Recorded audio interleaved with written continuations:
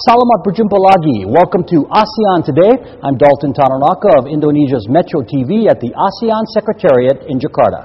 Hello, I'm Glenda Chung of Singapore's Channel News Asia, and this is your monthly look at the dynamic Southeast Asia region. And we begin with a regional visit of the U.S. Secretary of State. Hillary Clinton called on several Southeast Asian nations touching on a sensitive territorial issue.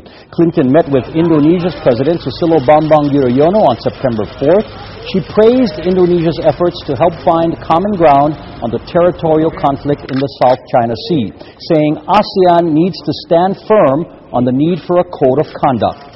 Clinton visited East Timor on September 6th, meeting with President Tauro Matan-Ruak and Prime Minister Xanano Gusmao. She said the U.S. would work with East Timor on concerns such as human trafficking and the victims of conflict. The next day, Clinton stopped in Brunei for a meeting with Foreign Affairs Minister Mohammed Bolkiah. She helped launch an initiative to promote the English language at the University of Brunei Darussalam. Brunei will take over the ASEAN chairmanship next year. Her visit this month made her the first U.S. Secretary of State to visit all 10 ASEAN countries. The region also welcomed royal visitors from England. Prince William and the Duchess of Cambridge landed here in Singapore on September 11th to start an official Asia-Pacific tour. They were welcomed by President Tony Tan and Prime Minister Lee Hsien Loong at the Presidential Palace Istana.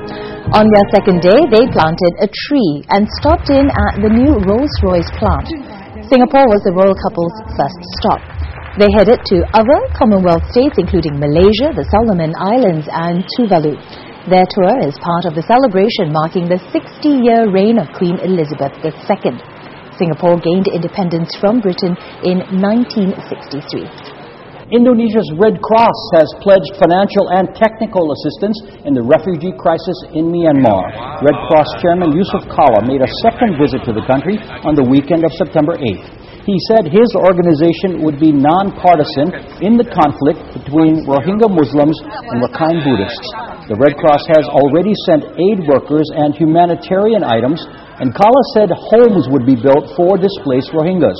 More than $100 million has been committed by several countries.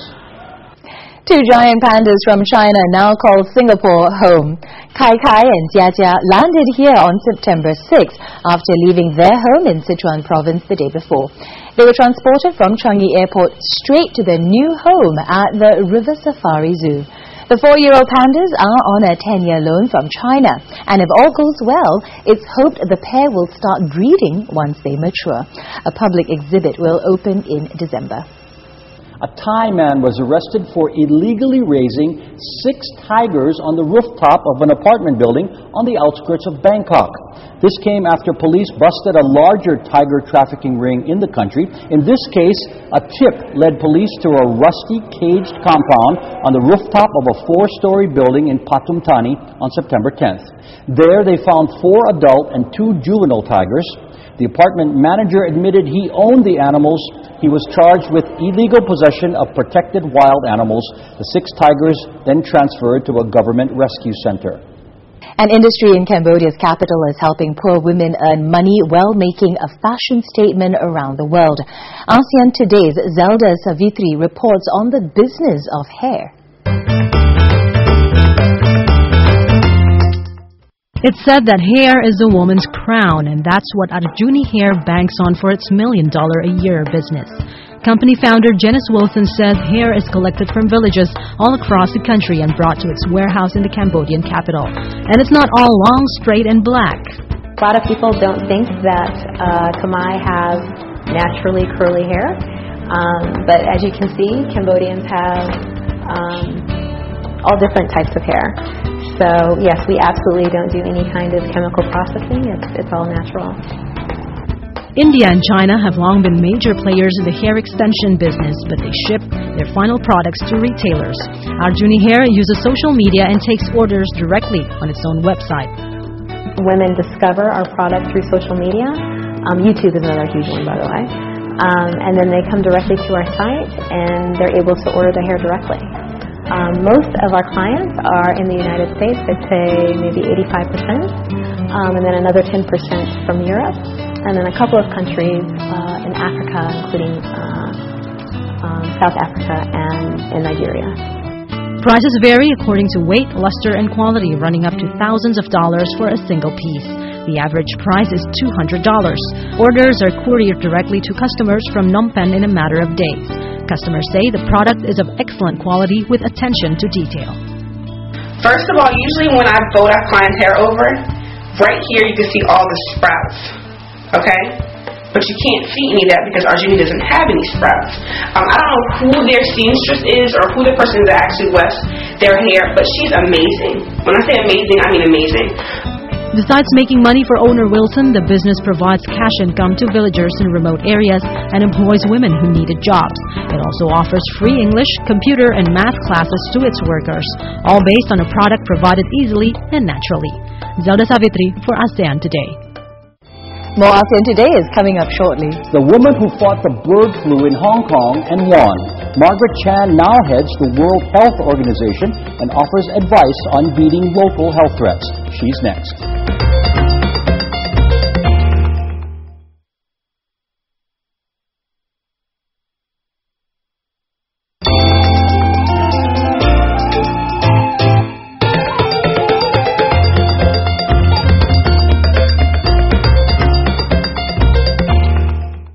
You're watching ASEAN Today, the monthly look at dynamic Southeast Asia. And we're coming to you this month from Singapore and Jakarta. The Director General of the World Health Organization was a recent visitor to Indonesia's capital, addressing a gathering of experts and practitioners.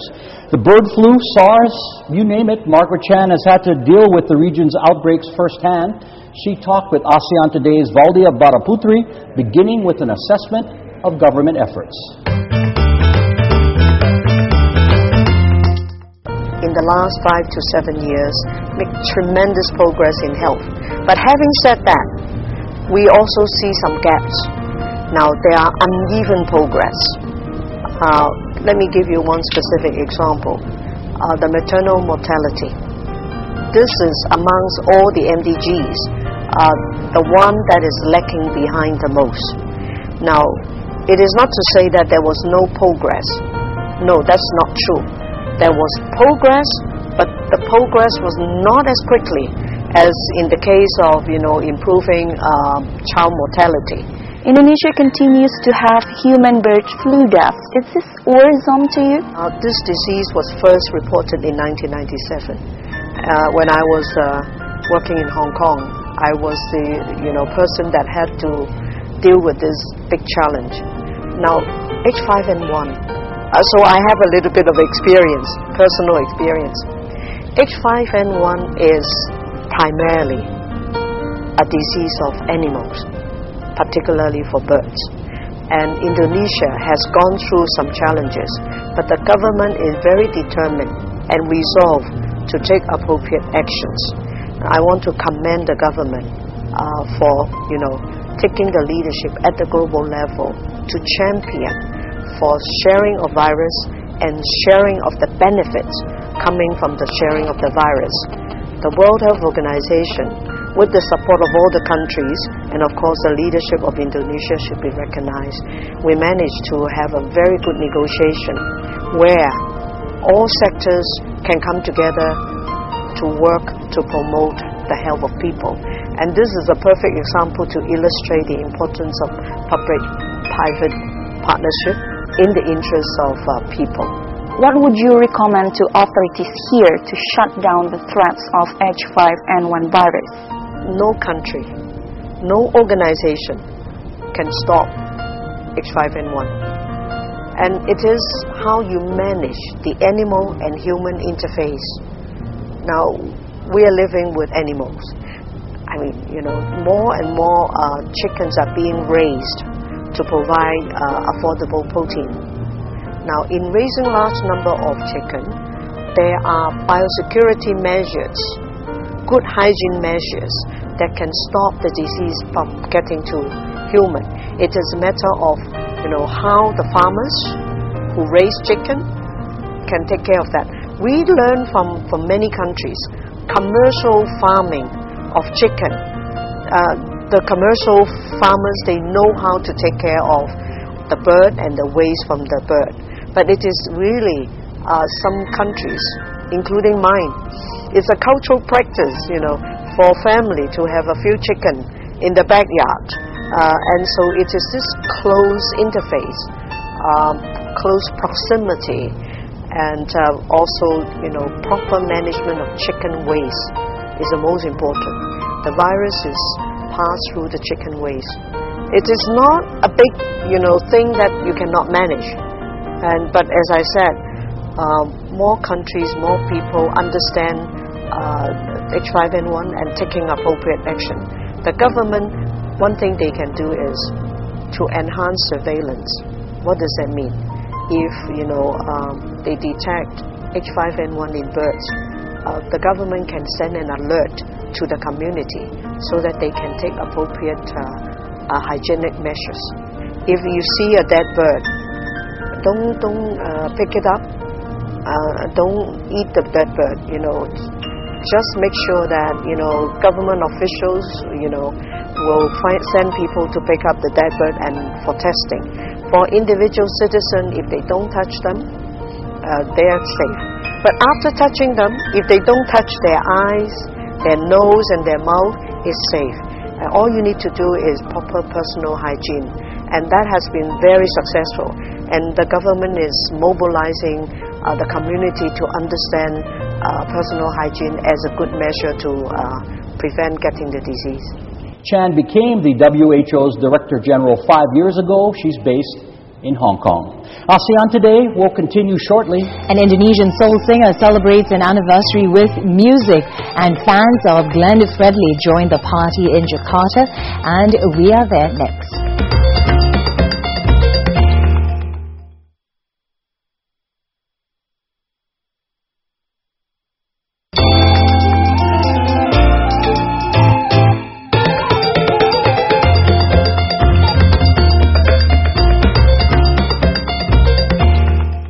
This is ASEAN Today, coming to you from me in Singapore and Dalton in Jakarta. And this is your monthly window into the people and places of Southeast Asia. One of Indonesia's biggest artists staged an anniversary concert this month. Glenn Fredly is an R&B singer who has been making music for nearly 2 decades now. ASEAN Today's Marissa Anita has his story.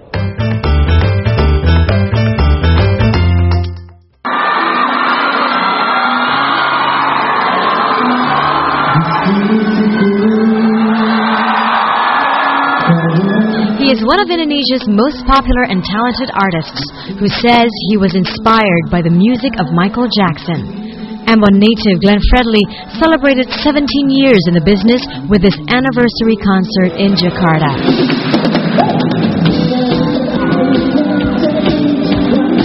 He won singing contests to help launch his career, a finalist in the Asia Song Festival in 1996. After time in the rock band funk section, Fredly began a solo career focusing on R&B stylings. He's released 10 recordings with hit songs such as Januari and Kasih Putih. Konser malam ini sebenarnya seperti saya bilang, ini bukan tentang Glenn Fredly, tapi ini tentang musik Indonesia. Dan saya bangga untuk bisa menggelar konser ini secara independen, secara indie, dan hanya memanfaatkan jaring sosial paling luar biasa. The 36-year-old artist would do 29 songs in all on this night, the concert lasting for 3.5 hours. Even at the end, the 7,000 fans in attendance wanted more. Seru sampai merinding, tadi sempat nangis karena kebawa sama lagunya yang melo-melo galau gitu. Ternyata pas terakhir kita udah keluar, kita udah mau keluar sampai sini. Ternyata lagunya main, kita masuk lagi. Masuk lari.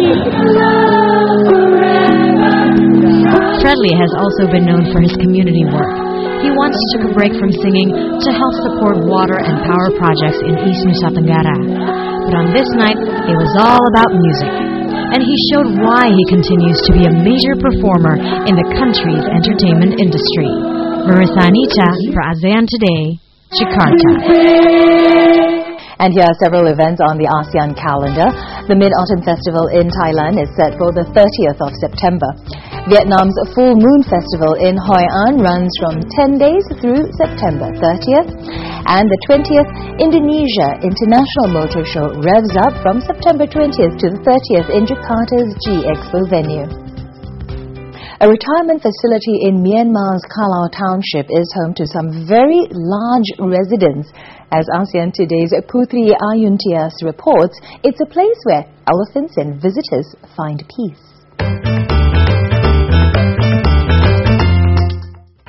The residents here at the Green Hill Valley Elephant Camp aren't in the best of health. But this is a place where elephants can live out their lives in peace.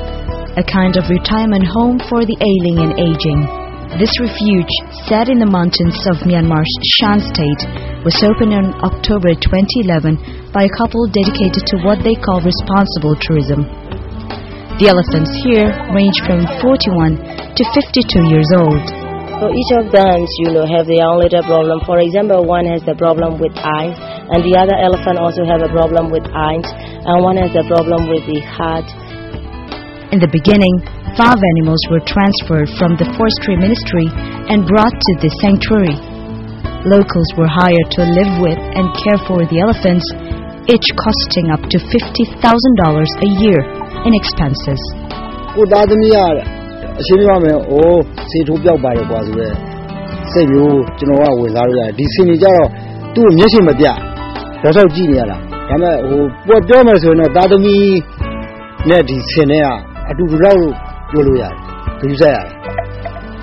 To attract paying tourists, owners brought in 2 healthy animals.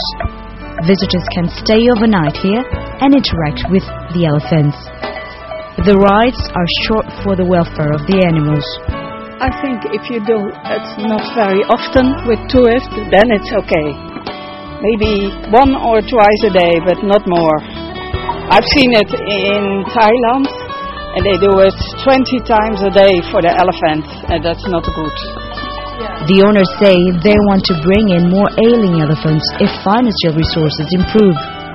But it will keep the population at 10 to ensure proper care and proper attention. Putri Ayuntias for ASEAN Today. We'd love to get your feedback here on ASEAN Today. Joining us with that, as always, is Duridi Sidichanya of the ASEAN Secretariat. Heidi, what do you got? Hi, Dalton. Our first comment comes from Justin in Singapore. He says, it's great that there is a Pan-ASEAN program that gives such a multifaceted look. Well done. That's the goal, Justin, and thank you for watching us on Channel News Asia. So Purit posted this on the ASEAN Facebook page. Will the ASEAN Economic Community launch on time? We never lose faith, Purit. Plans are on track for the launch in 2015. Also from Facebook, Rianta in Indonesia posted this about the recent MTV campaign against human trafficking supported by ASEAN.